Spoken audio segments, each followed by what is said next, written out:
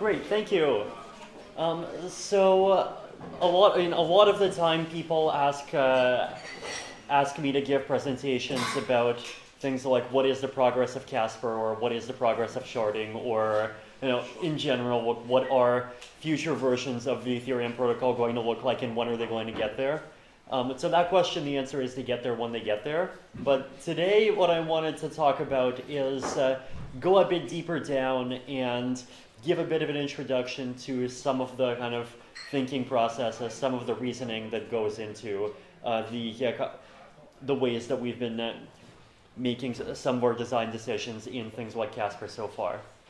So we'll start off going back to the basics, right? So I generally think of blockchain protocols in general as being a part of this category of cryptoeconomic protocols, right? And I feel like the thing that really fundamentally separates things that are done on Bitcoin, Bitcoin, Ethereum, Dogecoin, things that are done on top of any of the three, from anything that happens before, basically is this kind of cryptoeconomic element, right? So decentralized systems, we've had those for a while.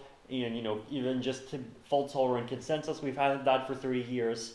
But the thing that's really unique about what some people call the blockchain space is that it mixes together these two ingredients, right? It mixes together cryptography and economic incentives.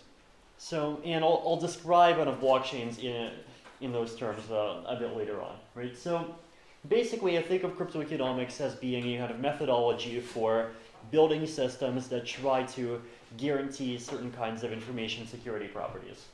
And the two main kinds of building blocks that we have are, first of all, cryptography. And cryptography is about proving properties about messages that happened in the past.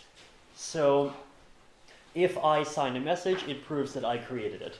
If I have a message that includes a hash of another message, then that proves that that second message came before, or the first message came after the second message, and that when I created the first message, I already knew about the second message. Now, economic incentives are where those incentives are defined inside the system and administered by the system, are used to encourage the participants in a system to work hard to make sure that certain properties continue to hold into the future.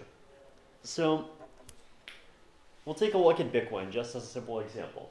So you can just think about what Bitcoin is for on multiple different levels. But you can think about it on a high level, and you can say Bitcoin is there to create a peer-to-peer digital currency. Or you can think about it on this kind of very low kind of functional level, where you say, what specific things do we want the Bitcoin blockchain to want? What specific behaviors do we want it to have? So in general, we want to create a chain of blocks, and we want those blocks to contain transactions. And the Bitcoin blockchain maintains some notion of state. So we can think of state in Bitcoin as being how much money everyone has. You can think of state in Ethereum as being how much money everyone has, and what is the code of all the smart contracts, and what is the state of all the smart contracts. And the transactions affect the state, right? So if the state before said that I have $100 and I send or I have 100 Bitcoins, and then I send 70 Bitcoins to Christian, then the new state says that I have 30 Bitcoins. And Christian's balance also increases by 70, roughly. Now, one smaller functionality that Bitcoin has that we don't really think about, but it's also technologically important, is the Bitcoin blockchain maintains a clock, right? So Bitcoin blocks contain timestamps, and those timestamps are ideally supposed to roughly reflect reality. Now, here's some ways of thinking about what a well-performing Bitcoin blockchain looks like. First of all, we have a property of convergence, right? So ideal total 100% convergence would be is if you have a chain and new blocks can get added to the chain, but blocks can never get removed, blocks can never get replaced, you never have reorgs, you never have 51% attacks. Every time a block comes and goes onto the chain, it stays on the chain in that exact same place forever. The next block gets added on top of that. The next block gets added on top of that. Validity. So we want the Bitcoin blockchain to be valid.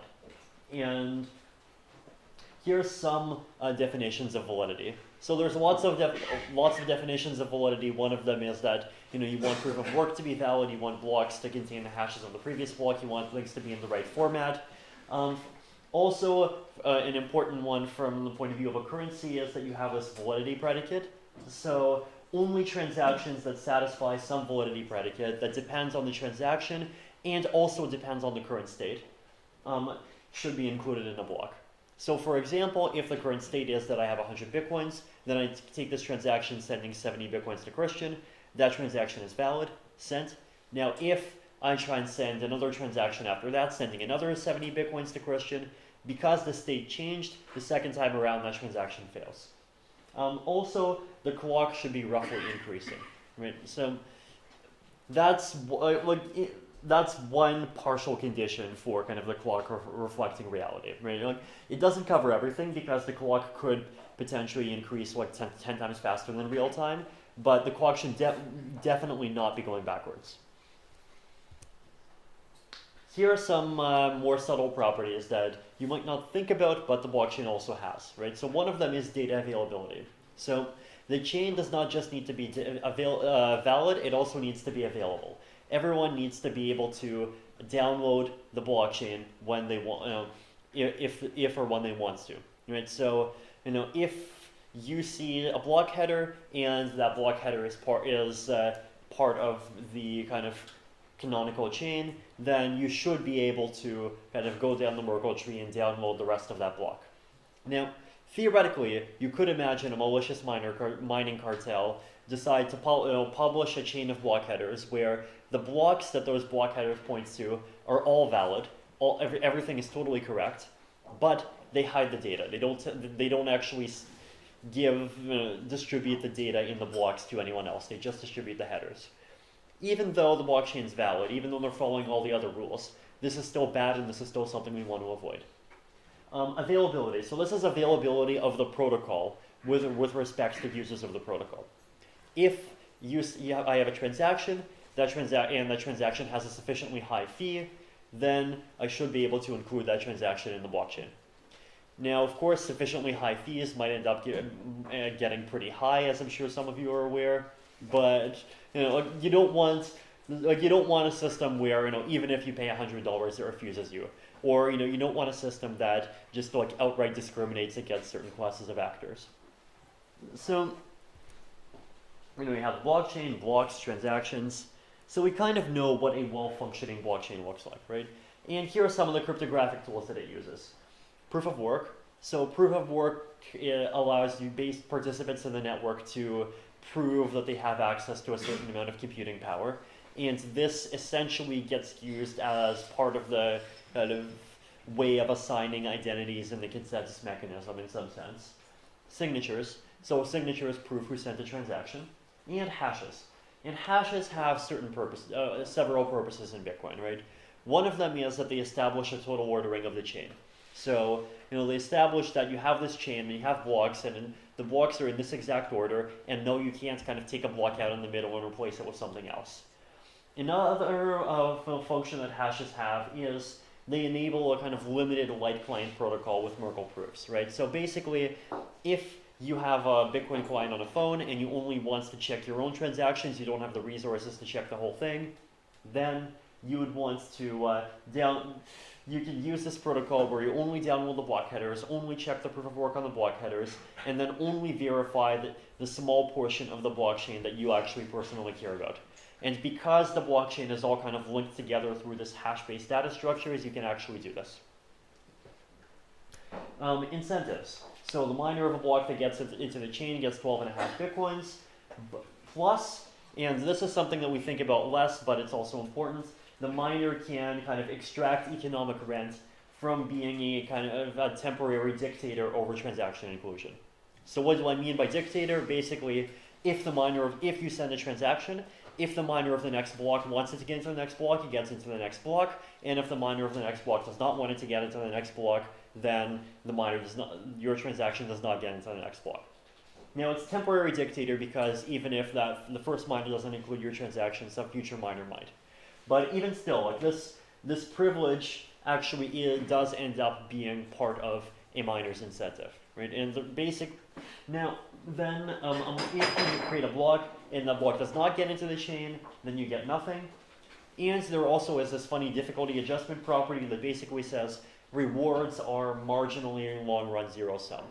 So basically, no matter what people do, the total sum of everyone's revenues is going to end up being roughly the same. And this is important, and particularly this actually is one of the main reasons why Bitcoin has selfish mining vulnerabilities. So cryptography. So we can think about cryptography very generally, right? So hashes, I mean, they have several functions.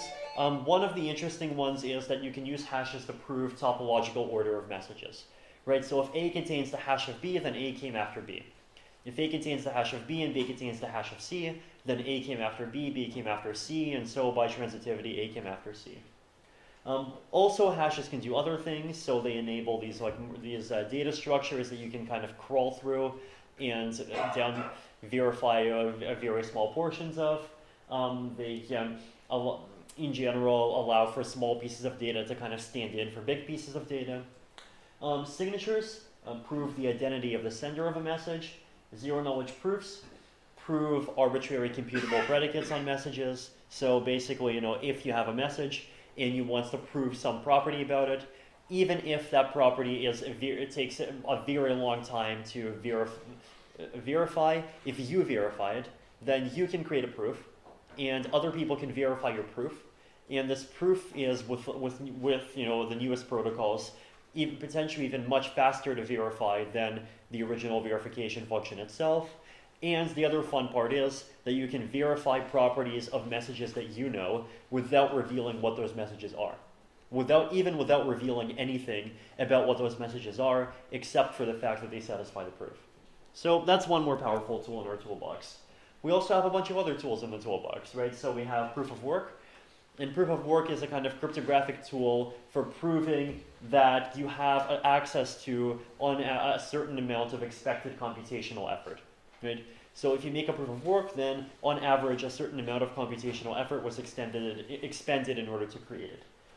Erasure codes. So we'll talk about data availability later, but generally erasure codes, one way of thinking about them is they convert 100% data availability requirement into a 50% data availability requirement. So for example, let's say I have 1 gigabyte of data, then I can use this erasure coding algorithm, turn it into 2 gigabytes, and what the algorithm gives you is any 1 gigabyte out of those 2 gigabytes, even if it's like a gigabyte made up of tiny different chunks spliced together from all over the file, can be used to recover the original data. So this actually is something that's going to end up being useful for us later on. Time lock crypto. So this is an interesting tool in the toolbox. Basically, it allows you to prove, first of all, it proves topological order. So if B is a time lock encrypted value on top of A, then B came after A. But it also contains a built-in clock, right? So not only did B come after A, B came at least some number of seconds after A. Homomorphic encryption and obfuscation. You can convert functions into functions that behave similarly or do the same thing, except in forms that are more privacy preserving. So basically kind of black box computation, even if the computation itself is being done in the clear. So that's roughly kind of the kinds of properties that these cryptographic algorithms have, right? And if you think like a cryptoeconomist, then you don't necessarily even need to care about the details of how all these properties are implemented. You just have to care about kind of what the interface of these functions are. So like, what are their inputs, what are their outputs, what do they do, what properties do they have? So it's, this part is in some ways a simpler task than being a cryptographer actually involved in creating these functions. Now, economics, right? So this is the other half of the toolbox. In here, one major part of the toolbox is incentives. And there's two kinds of incentives, right? So, well, there's actually two ways to split incentives into two kinds. So the first way to split it up is you have tokens. Basically, tokens are when you incentivize actors by kind of assigning them units of a cryptocurrency defined inside of the protocol. So, for example, the Bitcoin protocol can just assign a miner 12.5 Bitcoins as a reward for creating a block. The Ethereum protocol can assign you 5 Ether if you create a block. Or if you want to penalize people, then you can delete coins that they have. The second kind of incentive, and this is once again one that's talked about much less often, but it's also still very important and interesting, is privileges. So privileges basically means you incentivize actors by giving them decision-making rights, where those decision-making rights can be used to extract rent. So what do I mean? Now remember thinking back to mining, right? So when you create a block, you are a temporary dictator over transaction inclusions in that block. If you want a transaction to be included, then you can include it. If you want a transaction not to be included, you cannot include it. Now then what happens is that because you have this power, other actors in the network can basically have the incentive to bribe you to try and get you to use your power in order to help them. Right? So other people can bribe you to use your block space to include their transaction. And this is called a transaction fee, and so this is in some ways an intended part of the incentive structure behind how Bitcoin works, and behind how Ethereum works, and behind how any blockchain in general works. Now, you can give people privileges, you can also take privileges away as a penalty. So this is the other way of categorizing rewards, or categorizing incentives. Rewards, and a reward basically means if someone does something good, then you can increase actors' token balances or give them privileges, and you have penalties. If an actor does something bad, then you can reduce their balances, or, and this is actually written incorrectly, I mean, it should say or you can take their future privileges away. So here's some other important concepts. So first of all, we often talk about cryptoeconomic security margin. So basically a cryptoeconomic security margin is an amount of money where you can prove that either some protocol works, so either some protocol satisfies some guarantee, or the guarantee is broken, but some actors in the system, those malicious actors that cause G to fail, end up either paying an amount of money X or foregoing some amount of revenue equal to X in order to make that property not fail, right? So you can think about like a cryptoeconomic security margin on the protocol staying the blockchain being convergent, on some like finality mechanism being broken, on any kind of mechanism that you create having the intended effect. But in general, the idea basically is that you can measure security in dollars. Cryptoeconomic proof. So this is a kind of message signed by an actor that's basically, you can interpret it as, I certify that either some claim is true or I suffer an economic loss of some size. Now, in some ways, you can basically what this is it's an object that you can then use, that you can download and check. And if you verify that the cryptoeconomic proof is in the right format, then you know that either P is true or somebody lost some amount of money in order to trick you. So one example of this is if you think about proof of work in the context of a light client, you can think of a block that gets created as being a cryptoeconomic proof that the block points to something which is in the main chain, and that the block itself is part of the main chain, where the predicate P basically is a kind of being part of the chain, and the economic loss of size X is basically the block reward.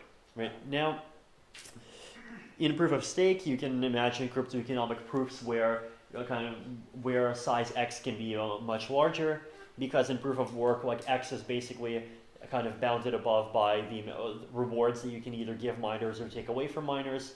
But in proof of stake, you can use deposits, and you can make people put large amounts of money at stake, and if people make proofs that are false, then you can just delete their money all at once.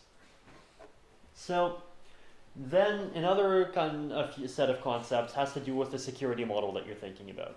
So first of all, there are some security models that aren't economic, right? There are some security models that just say, we expect 2/3 of the participants in the network to be nice guys.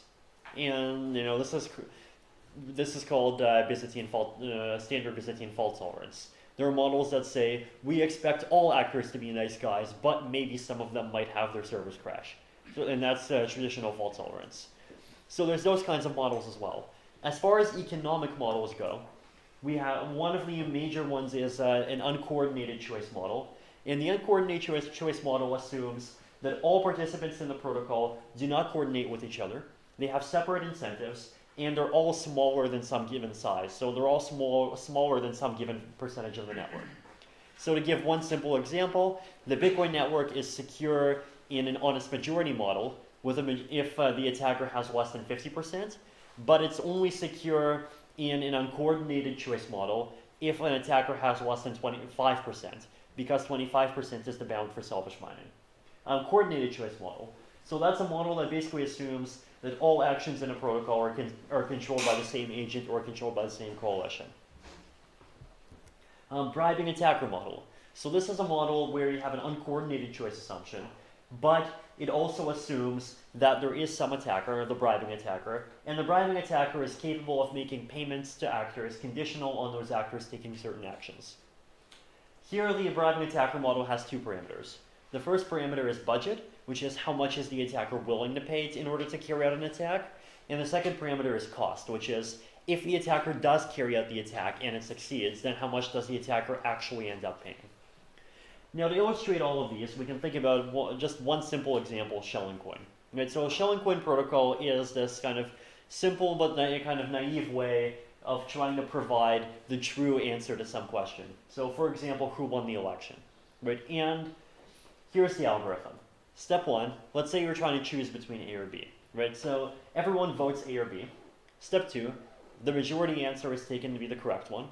Step three, everyone who voted the same answer as the majority gets a reward, and everyone who voted the same answer as the minority gets nothing. So that's the algorithm, right? Now, in an honest majority model, is this algorithm good? This is a question, just to check how people are following along. In an honest majority algorithm, does this work? Yeah. Okay. And this worked basically because the majority, we expect an honest majority to vote honestly, right? Now, in an uncoordinated choice model, what happens? Right? So here's where it becomes interesting, right? In an uncoordinated choice model, it also works because you have the incentive to vote the truth. And the reason why you have the incentive to vote the truth is because everyone else is going to vote the truth. And you only get a reward of P if you agree with this majority. Now, then you might ask, well, why is everyone else going to vote the truth? And the answer is because they're thinking in the exact same way that you are. So it's this kind of recursive equilibrium, right? But in an uncoordinated choice model, it works. Now, it's not the only equilibrium, but it is an equilibrium. And if the system is in this equilibrium, then it's an equilibrium and it can stay in this equilibrium. So now let's try and think about this actually, before we even get to this, we can think about this in a coordinated choice model. So in a coordinated choice model, does this work, right? Any ideas? So the answer actually is basically that the incentive is kind of neutral, right? So the reason basically is that if you imagine n participants, if they all vote for A, they get a reward of n times P. If they all vote for B, they get a reward of n times P. So now what you could say is that if the participants in this network care about its kind of people trusting it in the long term, then you could imagine that they get a bit higher reward for A if A wins, if A is the correct answer than if B wins, and this is a kind of public good that's spread across all of the participants. So you could imagine that if you try to include these kind of goodwill factors, then in the coordinated choice model, it does have some security. Now let's look at the bribing attacker model. So this is the kind of infamous People's Epsilon attack that Andrew Miller came up with about 2 years ago.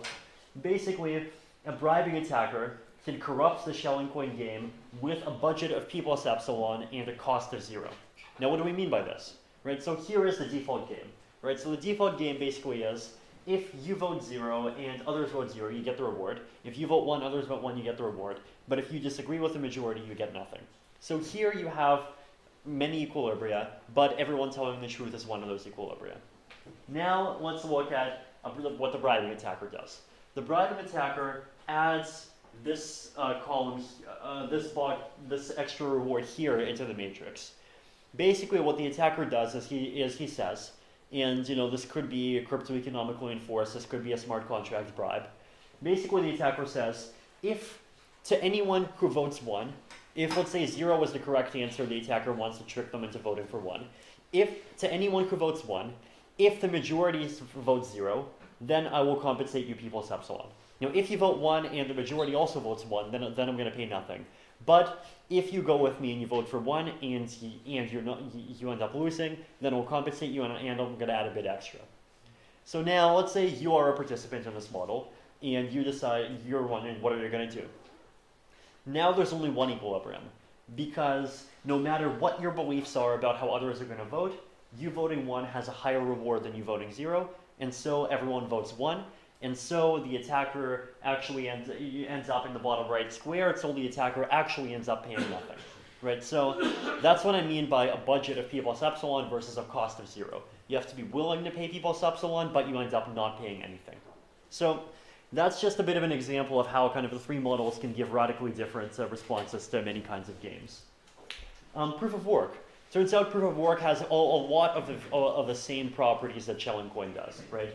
Basically because proof of work is also a game where you get more money if you're part of the majority. And so you can do P plus epsilon attacks on it. Same behavior in uncoordinated choice models and same behavior in coordinated choice models. Now, let's move on a bit and look at faults, right? So, faults basically are, you can think of faults at several different levels. So one level where you can think about faults is you can think about faults of the protocol, right? So you can think about a protocol that does not satisfy some of its desired properties. So for example, you could imagine you have a blockchain, then at some point, instead of the blockchain adding another block, the blockchain kind of doubles back 3 blocks and and it kind of forks off. And those 3 blocks that were originally there just kind of end up disappearing off into nothing or getting included as uncles or whatever else, right? So that's a deviation from optimal behavior because a transaction, it looked like the chain was going this way, but actually it turned around and went another way. Faults of individual actors in the protocol. So individual actors might, the servers might crash, they might decide to be malicious, they might decide to do various things, they might get bribes to do various things, and faults of the network. So networks might have latency, or networks might just not let certain messages pass through, or potentially you might get a kind of worldwide partition. You could imagine if World War III starts and a bunch of undersea cables get cut, and the US and Eurasia split off into 2 different internets. That's also a network fault. Categorization of faults, right? So here's one way where we can categorize faults, at least faults of individual faults and faults on the network. So we can think of a protocol as being a function that describes what a node is supposed to do, right? So we can just think of a protocol as a function that takes as inputs the set of messages you've already seen, then some auxiliary data, and auxiliary data might include the time, it might include who actually won the election, it might include any other data that you're supposed to have. So it's a function that takes the set of messages you already saw, and plus when you saw them, other than the auxiliary data, and it outputs either nothing or some message that you're supposed to send. So here's how we can categorize faults. One thing we can say is one kind of fault is invalidity, right? So invalidity basically means a node sends a message where that message is not the result of executing the protocol for any subset of the messages that the node actually saw. So basically the node is just not running the program at all. The node is just, basically in this case the node has to have kind of stuck a wrench into the program and kind of jiggle the transistors around or done the software equivalent of that. So for kind of any reasonable aux or for any subset of the messages that the node actually saw. The next one is equivocation. Now we can think of equivocation as being kind of like your program forking, right? So basically imagine you saw some message, then you you saw message M1, then you faithfully follow the protocol as if you saw message M1, then you pretend to unsee message M1, and then you see message M2, and then you send a message as if you were faithfully following the protocol, as if you saw message M2, but as if you never saw message M1, right? So basically it's like when the kind of graph of what you saw doesn't look like a straight line. It looks like you kind of saw some things, but then you forgot them. So this is called equivocation. Ignoring and delaying inputs. So this is basically consistently pretending that some message that actually arrived at some time, T1, did not arrive until some later time, T2, and possibly you can just ignore messages completely, so that's T2 equals infinity. Not sending or delaying outputs. So this is when you're supposed to send a message, but you either send it later, or T2 equals infinity, you never send it at all. Using false values of aux. So for example, if Trump won the election, but you decide either you really don't like Trump or you want to screw around with the system, you proclaim in the Schelling-Quinn game that Hillary won the election. Special case. Remember, part of aux is time, right? So sending messages too early is a special case of this. And another one is, now those are all individual faults. We also have network faults, which basically is latency or dropping messages. So fault assignment, right? So one thing that we can do is if we have a measurable protocol fault. So there's some protocol faults that you can't measure, right? But you know, there's other protocol faults where you have clear cryptographic evidence that says, you know, a fault happened. So one example is that if you have a proof of work blockchain and you see two blocks that were built on top of the same parent, that is a clear, measurable, and provable network fault, right? Now, given that kind of fault, given a fault that we can unambiguously identify, we can often, inside the protocol, narrow down why the fault took place, at least within one of several scenarios. So here's just one example to go through, a blockchain fork, right? So you have your network, the miners are just happily trudging along, and la la la la la, yay, we have a happy blockchain. Then you have block A. Then, on top of block A, you have blocks B and C. And on top of block C, you have block D. And presumably on top of block D, tra la la la la, happy blockchain again. But you still have this fault in the middle. So, whose fault is it? We have 5 cases. Case 1 is B ignored C and D, right? So B saw C and D's blocks, or B saw C's block, but B said, screw you, I'm just going to build on top of A. This could be because B just really doesn't like C, or this could be part of a selfish mining attack, or this could be, you know, because B's computer is corrupted, lots of different reasons. But the point is, it is a fault of pretending not to receive messages. Case 2, C ignored B, right? So it's entirely possible that B made a block first, then C saw that block. C could have built on top of it, but C instead said, screw you, I'm just going to build on top of A. And then D had a binary choice between B and C, and D just happened to pick C. Case 3, C did not send to B, right? So C created a block, but C said, you know what, I'm not going to send this block to these other miners. I'm just going to keep the block, and maybe I'm going to send it to D because he's my buddy. And so that's also a fault. Case 4, B did not send to C, right? So maybe B created a block, but B's like, I'm not going to send that block. I'm going to try and selfish mine or whatever. But B ended up not sending the block, C ended up creating their own block, and D just built on top of C. In case 5, network faults, right? So they could have just created those blocks at close to the same time, and because of network latency, they just ended up creating them on top of the same parent.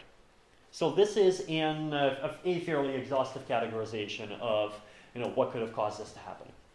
Now here's one thing that you might notice here. You might notice that the fault categorization here is symmetrical. All right, so for every story that blames B, you have a story that blames C. Now, what does this imply, right? So here we're going to start looking at some of the kind of principles of cryptoeconomic penalty assignment. Right? So basically, if you have a fault, and that fault is, then the next question is, who can you blame for the fault? If you can blame one party unambiguously, if you can unambiguously prove that one specific party is faulty, then you should kick them, and kick them again, kick them again, and kick them again, until you've kicked their entire deposit down. Right? You should try and punish them as hard as possible. And the reason is, well, why not? The more you can punish them, the higher your cryptoeconomic security margin. Now, let's say you can't choose. Let's say you know down to one of 2 people who's guilty, but you don't know which one. Now, one thing you could do is you could just kick both of them, right? You could just kick both, and they both lose their deposits. Now, this still has a high cryptoeconomic security margin, but it has a flaw, right? Basically because in this kind of, if in a protocol that works this way, there's a risk that innocent validators are going to end up having to just getting completely destroyed because they just ended up kind of falling in with the wrong crowd in some cryptoeconomic sense. So, even if it's not your fault, you could get slashed, right? Now, this is bad. So we still want to punish both participants. We still want to punish people who are faulty. But there's a balance, right? Where you have to kind of trade off between having more cryptoeconomic security margin and having a protocol that has larger griefing opportunities. So a protocol that has larger opportunities for people, like actors, to maliciously cause other actors to lose money. So there's a trade-off. Now, third principle, pay for performance. So the total rewards paid to all actors should be an increasing function of some metric of protocol quality. The better the protocol does, the more you should pay people. So here is how you might assign penalties. Now you might notice that in the 5 stories we gave, A is exonerated, right? None of the 5 stories blamed A. D is exonerated. None of the 5 stories blames D. But B and C were each blamed equally, right? The blame was the fault possibilities were symmetrical. For every story where B is at fault, there was a corresponding story where C is at fault. And so, by the principles of cryptoeconomic fault assignment, you would actually want to penalize B and C equally. Notice this is actually a very substantial departure from the Holy Book of Satoshi, right? In the Holy Book of Satoshi, C gets a full reward because C is part of the chain, and B does not get a reward because B is not part of the chain, and that's it. But we're saying that according to the cryptoeconomic principles of penalty assignment, which are better than the Holy Book of Satoshi, we can create a set of basically they say that we should do this different thing. And if we do this different thing, then first of all, we have more incentive compatibility. We have more ability. We have stronger performance under the coordinated choice model. And as a side effect, this actually fixes selfish mining. So now, why is this better under the coordinated choice model, right? Any ideas? I'll give you a hint. Property 3, pay for performance, basically is like an exact synonym of working well under the coordinated choice model. Do people understand why that's the case? Okay, so basically, in the coordinated choice model, you assume that decisions are made by a coalition, which is fully colluding with each other, right? And a coalition cares about its total revenues. Over here, I basically say total revenues should be an increasing function of protocol quality. So in a coordinated choice model, basically the coalition is going to be incentivized to make protocol quality be as high as possible. So have as few protocol faults as possible. Right. So that's now basically the idea. Benefits: if we know someone is faulty, they'll be punished. Innocents may be punished too, but we can kind of analyze griefing factors, we can analyze griefing bounds, and we can try and make sure this isn't too big of a problem, and selfish mining issues are easier to resolve. So we can look at proof of stake in this model, right? So in proof of stake, you have a consensus algorithm, where that consensus algorithm, instead of using proof of work, uses signatures that are signed by bonded validators. Bonded validators basically means you are an actor in this network, and as part of the state, you have a deposit where the deposit is worth some amount of money, but you cannot take the deposit out, right? You cannot take the deposit out, at least without some kind of long time delay. And the protocol allows bonded validators to do things, but if the bonded validators do something where they can be unambiguously attributed to be faulty, then the protocol will slash your deposit down, right? It's going to kick your deposit to death. And so properties that we want to have: safety. So we want to, now here we can, unlike a blockchain, unlike a proof of work chain that only has convergence properties, basically, or that only has kind of probabilistic convergence and kind of linear economic security margin. Here we can have a notion of kind of hard finality, where you can come up with a protocol where after enough validators sign enough of the right kinds of messages, you get to a situation where a block is finalized, it can't get unfinalized. It just can't, right? And we want to have a property of liveness. So basically liveness, kind of as in proof of work, blocks keep getting produced and blocks keep getting finalized. One of the reasons why the cryptoeconomic security margin of proof of work is very high is if proof of stake is very high is because in a proof of work model, because identities are anonymous, because miners are anonymous, the only way that we have to incentivize miners is by either giving them rewards or giving them privileges or taking away their rewards and privileges. Right? So basically, if you want to have a cryptoeconomic security margin of size X, you'd better be prepared to pay people X. In proof of stake, because we have penalties, we can actually go much higher than that, right? So, people are generally familiar with the notion that you can stick money into a deposit, you can earn interest on the deposit, you can take the money out, but potentially the amount that you have to pay, the mechanism has to pay people is only the value of the interest. And by the way, the interest could potentially be paid entirely in privileges, right? The interest could potentially be paid entirely in just the ability to collect transaction fees. But so the security margin, the amount that you have to pay is only the interest, but the cryptoeconomic security margin is the principal, and the principal is much higher, right? So that's kind of the basic principle here. No pun intended. So here are some properties that we want proof of stake algorithms to have, right? So this actually kind of follows along with traditional Byzantine fault tolerance consensus theory in some ways, but there are some modifications because we're operating in this cryptoeconomic setting. So first of all, auditable safety, right? So auditable safety is kind of like the cryptoeconomic version of Byzantine fault tolerance safety. Now, if you look at proofs of security of traditional Byzantine fault tolerant consensus algorithms, so things like PBFC, things like Paxos, all that fun academic stuff from the 90s, the proofs generally say if this, basically this algorithm is safe because if it finalizes two incompatible values, that can only happen because at least a third of the participants in the network were dishonest, or at least a third of the participants in the network acted maliciously.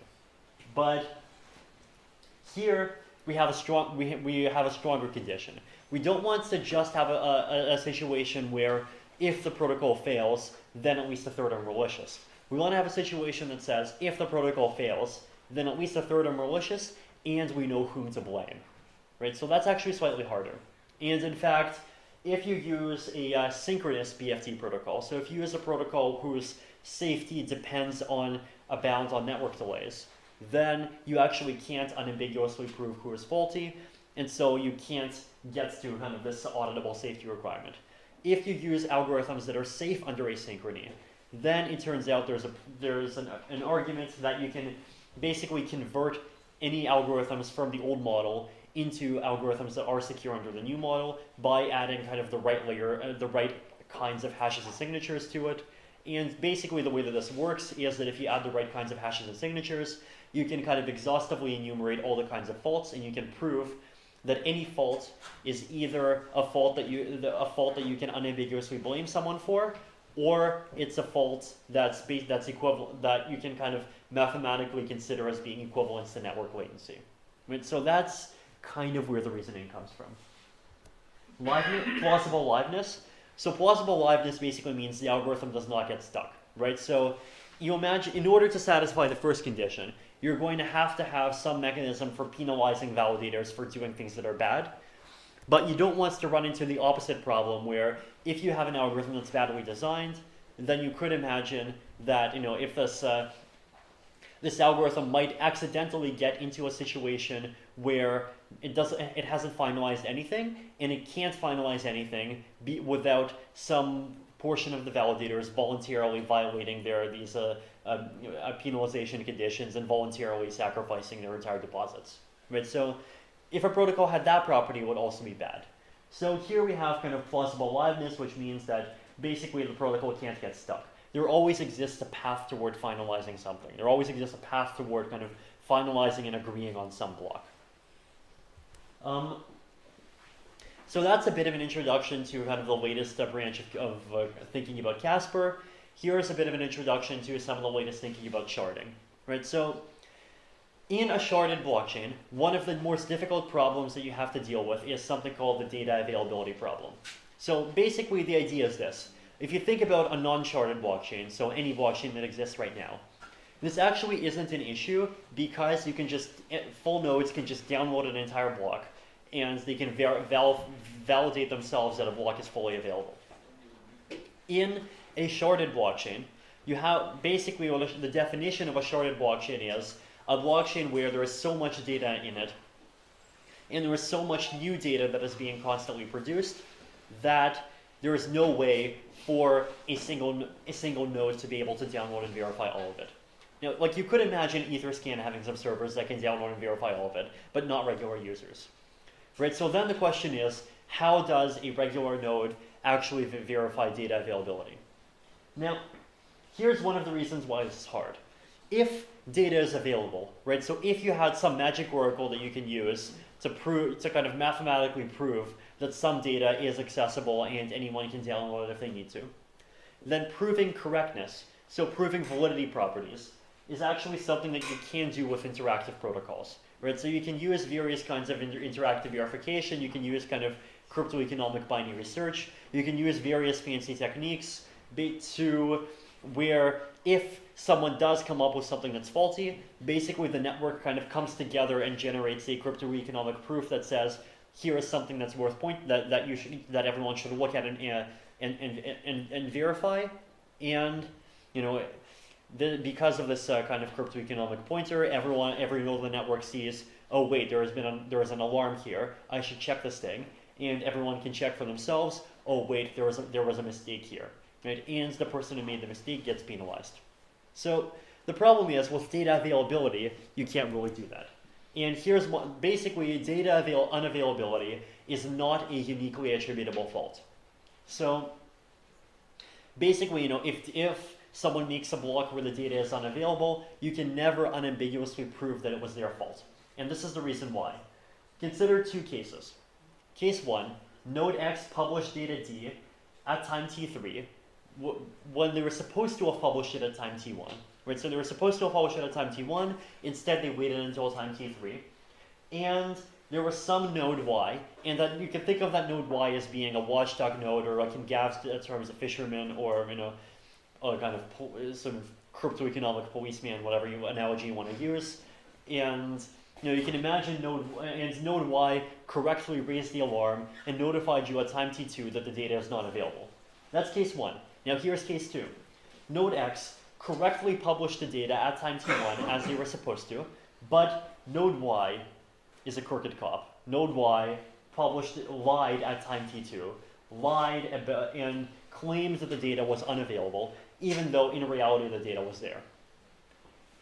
From the point of view of a node that looks at the situation after time t3, these two situations are completely indistinguishable. So this is a challenge, right? The reason why you can't use these kind of cryptoeconomic techniques to zero in on data that's unavailable is because once you start zeroing in on the data, the attacker can just suddenly make the data available. And then, like, the rest of the mechanism looks like it's trying to conduct a denial of service attack, right? So there's this kind of, basically you're stuck with either having a mechanism that doesn't work, or having a mechanism that can just give you that can just be exploited over and over again as a denial of service vector. So this is a fundamentally hard problem. One problem in a sharded blockchain is, how do we finalize a state when we can't personally verify its correctness? Right? Or when you can't, so from the point of view of computation, you can use interactive games, you can use challenge response protocols, you can use cryptoeconomic binary search, or you can just do a ZK snark. For data availability, what do? So far, there's two major kinds of solutions that we've thought of so far. One of them is to rely on an honest minority assumption. Right? So what an honest minority assumption means is basically you will assume at least 15% of the network is going to be honest. Then you have a protocol that says, basically 15% of some randomly selected set of validators that's responsible for some given shard can just hold it back from being finalized forever. Now if they keep doing this, they get penalized for it, right? But the kind of intention here is that we expect these 15% to be honest, and we expect them to prevent any kind of bad block from being finalized. Now this has a problem, right? One of the problems is that if, first of all, being a part of this kind of altruistic 15% is expensive, so it's not clear exactly how sustainable this assumption is. And the second thing is that if this also opens up another kind of denial of service vulnerability where a malicious 15% can hold back finality forever.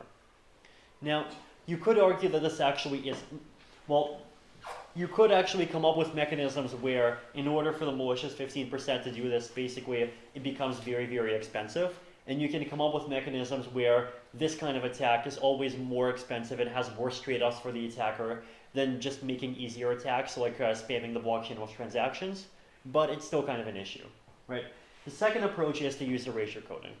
So what do we do here, right? Basically, the idea is that instead of using these kind of weird cryptoeconomic tricks to try to make sure that data is available without people checking whether it's available, we actually have every node try to check the availability of every piece of data. Now, it's a sharded blockchain, and in a sharded blockchain, there's too much data for everyone to actually check and fully download directly. So instead what we do is, instead of doing a full check, we do a spot check, right? So basically, every node randomly selects a few branches, tries downloading the branches, and only if all of the branches pass, so if all of the branches download correctly, is the node going to accept that block as being kind of legitimate. Now, so basically, it's a random sampling. It's a fairly kind of standard cryptographic technique used in a lot of situations. If you do this kind of approach where for every block header you kind of randomly poke at it in a bunch of places, and all of the pokes come back with data, then you know that most of the block is almost certainly available. Now, this scheme by itself has a problem, which is in a blockchain, you really want the data availability to be 100% availability, right? 99.99% isn't good enough, because what if the remaining 0.01% is the DAO, right? What if you have a DAO, which is one contract, and that DAO has $200 million in it, and some attacker comes along and presents a block where they suddenly make the state of the DAO inaccessible, right? That even though that might only be 1% of the blockchain state, or even 1% of the state of one shard, that's still unacceptable, right? So this is why we need erasure coding, right? So with erasure coding, basically you can kind of expand the amount of data in a block such that as long as at least 50% of the data is present, that 50% can be used to reconstruct the entire 100%. So that's the basic idea. So open problems. So this is stuff that we are thinking about, right? One of them is optimal properties of consensus algorithms. How do we design consensus algorithms that have the best properties possible, highest security margin, lowest cost, best performance under various economic models? Censorship resistance. So the challenge with censorship resistance is that censorship is a fault that's extremely difficult to detect, right? If you see a blockchain and someone claims that they're being censored, it's actually very hard to detect whether or not they're actually being censored. So for example, let's say that I send a transaction and this transaction has a fee of $1. Here's how miners could potentially trick everyone else. Miners could themselves send a bunch of transactions into the blockchain, all of which have fees that are higher than $1, and make it look like my transaction never got included just because the fee wasn't high enough, even though actually they were discriminating against me. Now, even if you can't do this, like one way of solving that problem is by making fees mandatory and burning part of them. Even if you do any kind of various tricks, a node that logs on later on can't tell when a transaction was published, right? So a node that logs on later on can't really tell whether or not censorship happened in the past. It can tell if there's censorship that's ongoing, because once a node does log on, then it can tell whether or not transactions are being included on time. But for stuff that happened in the past, you can't tell, right? So this is a hard problem. Maximally accurate timestamping. So for a lot of applications, even if you look at kind of high frequency things, payments, financial applications, you want to have a clock that's as accurate as possible. Now, the Ethereum blockchain is kind of okay because you kind of have blocks every 14 seconds, and it's hard to cheat on the timestamps by more than a few minutes, but it's still not perfect, right? So the question is, can we have some timestamping, some kind of clock that's much more accurate? So can we use things like sequential proof of work? Can we come up with like some kind of much more accurate clock? Scalable validation. So this basically is, how do we make sharded blockchains? And particularly, how do we most optimally and nicely solve data availability problems? So if anyone here has answers, you are welcome to join the research team. Thank you.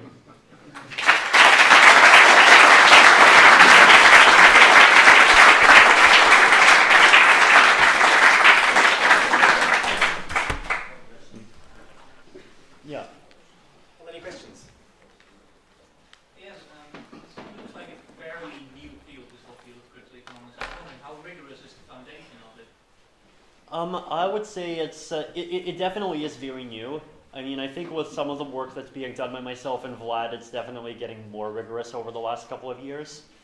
It's not yet at the point of having kind of fancy PDF academic papers written in latex that get submitted to journals, but I think, to some extent it's getting there, right? So I would argue that like any paper that was written about incentive analysis of blockchain protocols is cryptoeconomics to some extent, but like actually formalizing the foundation and like getting everyone to agree on all these concepts is still a work in progress.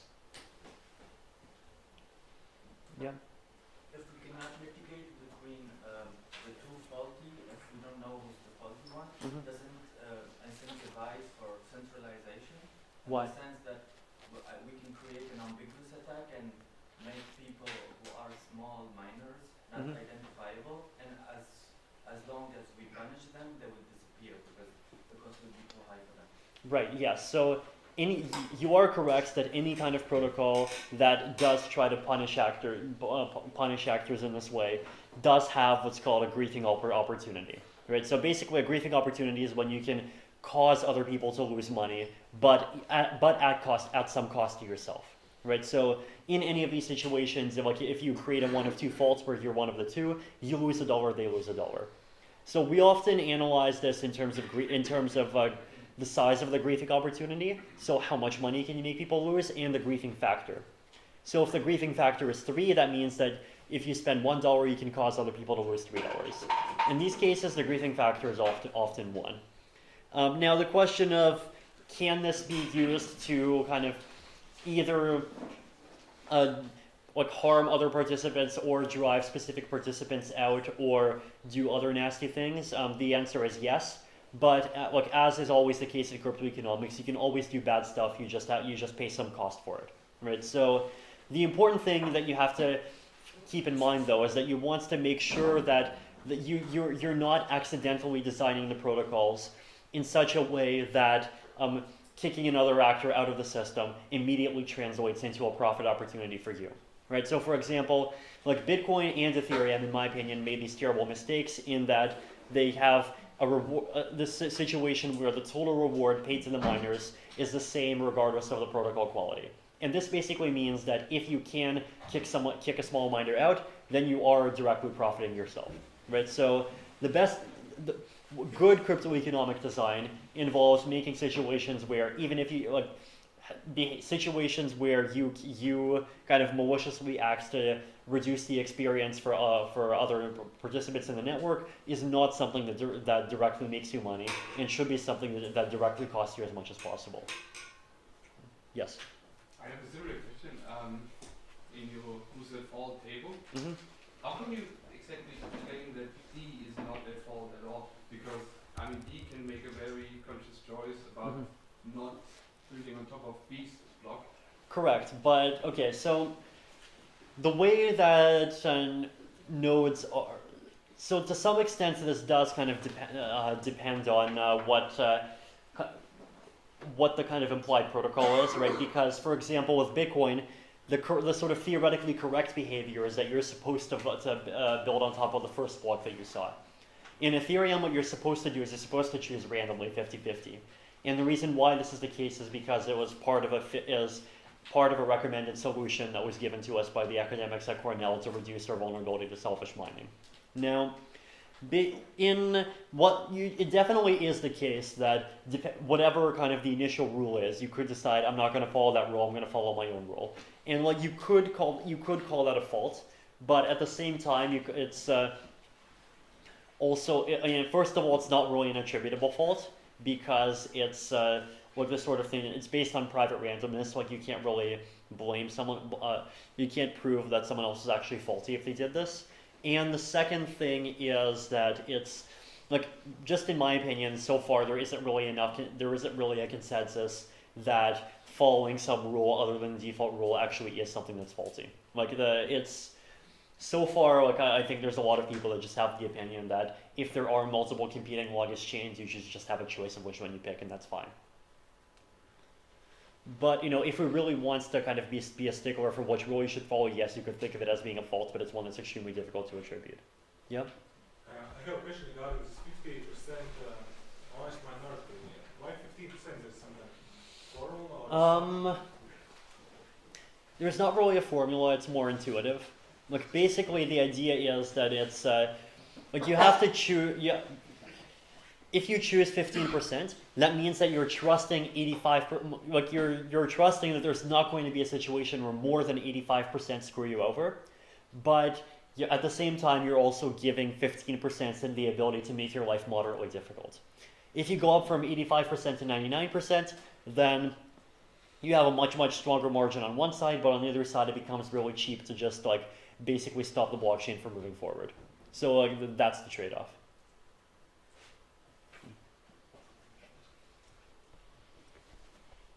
Yeah. Do you know whether in the near future there will be any light clients for mobile? So they're in proof of work Ethereum, there already are light clients. So there's a client called Leth and another one called Status, and like they actually are light clients, and like these are things that are already in their alpha stage, and if you want to, you can use them.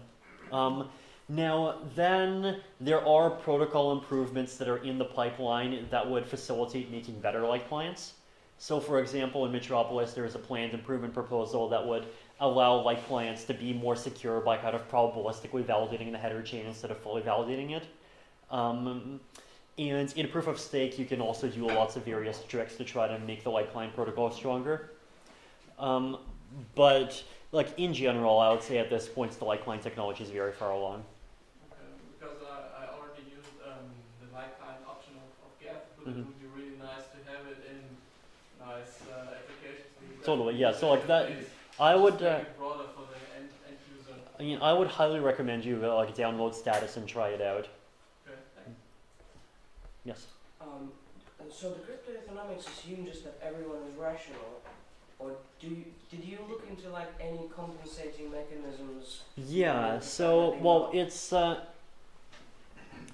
So there's different kinds of models, right? So there's some models that are kind of fully cryptoeconomic. There's some that are partially cryptoeconomic. There's some that kind of assert various kinds of imperfections in either like people's thinking or in people's abilities to coordinate. In general, my preferred methodology is that I want to build protocols that are secure both in the cryptoeconomic model and in a 2/3 honest majority model. And there's also a lot of models that rely on kind of hybrid approaches. So like this honest minority plus kind of coordinated choice is one option that's fairly popular. My kind of general actual beliefs on this is that like reality definitely is in some cases approximated by honest majorities, though in some cases their honesty has limits. So for example, if the protocol tells them to just burn all their money, then they're probably going to be dishonest fairly quickly. And in some cases though, like I do think that these kind of cryptoeconomic bribing attacks are fairly realistic.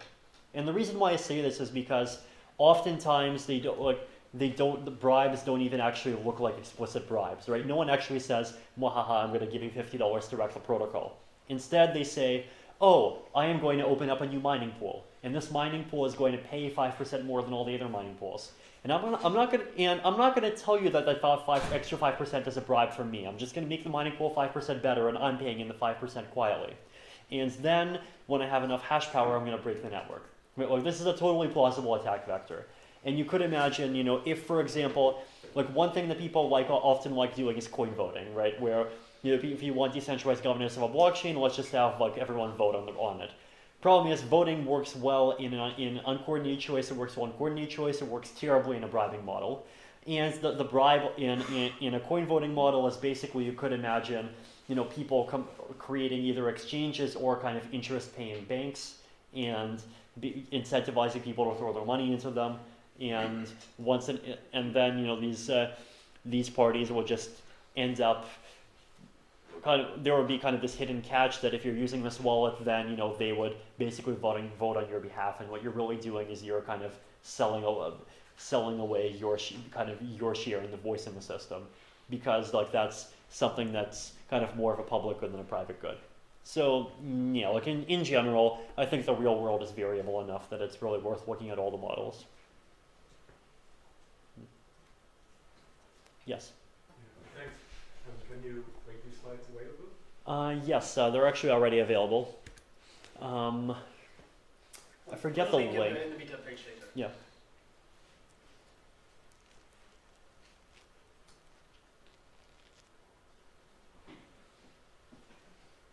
Actually, I think if you scroll down, if you go onto my Reddit profile and you scroll down a couple of pages, eventually you have a link.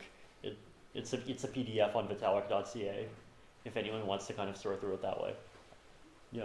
And how do you finalize the proof of stake? Because I read this paper about proof of stake is impossible, and they have this attack vector where you bribe the former Okay, validators. so there is two major classes of objections to proof of stake. One of them is called nothing at stake, and this is the thing that you're talking about, right? And there's also a second one that's called stake grinding, but that's actually an attack on specific kinds of bad random number generators, and that's much, in my opinion, it's like a less fundamental and much more technical thing, and like modern algorithms have already figured out how to deal with it. But with nothing at stake, the idea basically is that older proof of stake algorithms, so things like PeerCoin, things like like most of what, what most proof of stake cryptocurrencies are using now, they do not use penalties, right? They actually all only use rewards.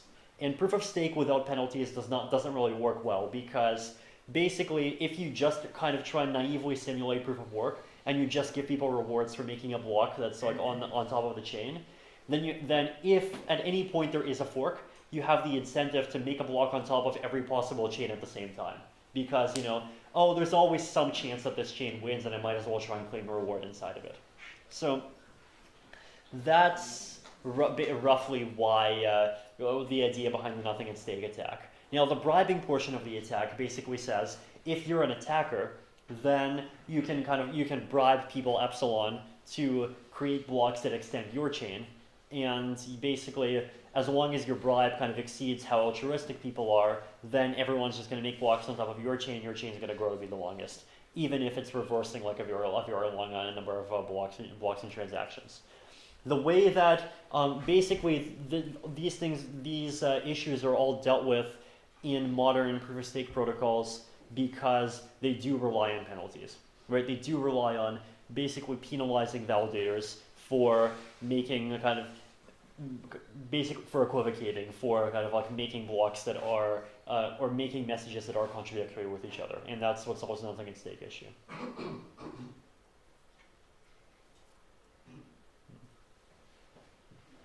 Okay. Okay, no more questions? Then let's thank you.